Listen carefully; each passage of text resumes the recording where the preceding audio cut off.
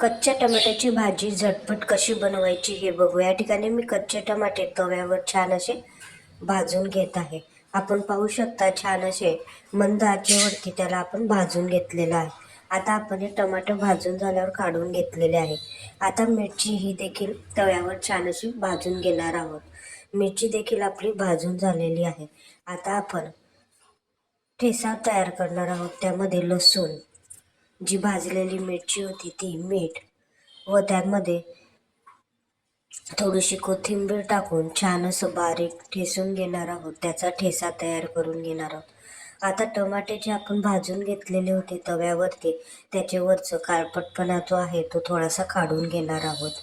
व आता त्याला देखील आपण आता ठेचण्यासाठी त्या मसाल्यामध्ये, मिरचीच्या ठेच्यामध्ये टाकून छान आपण पाहू शकतो या पद्धतीने ठेचून घेतलेला आहे.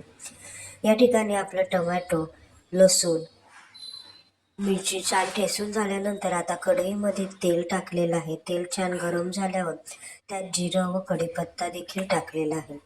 जिरं व कढीपत्ता टाकल्यानंतर आता आपण त्यामध्ये कांद्याची पात ही छान मंद आचेवरती 10 मिनिटं होऊ देणार आहोत. 10 मिनिटं झाल्यानंतर आता आपण जे कच्चे टमाट्याचं भरीत करणार आहोत त्याची प्युरी जी आहे ती या तडक्यामध्ये टाकलेली आहे. या ठिकाणी आपल्या कच्च्या टमाट्याचं भरीत हे रेडी होत आहे.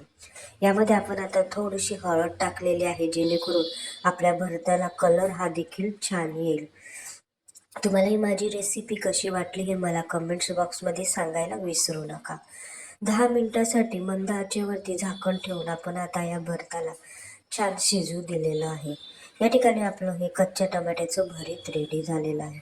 तुम्हाला ही माझी रेसिपी कशी वाटली हे नक्की सांगा. थँक्यू.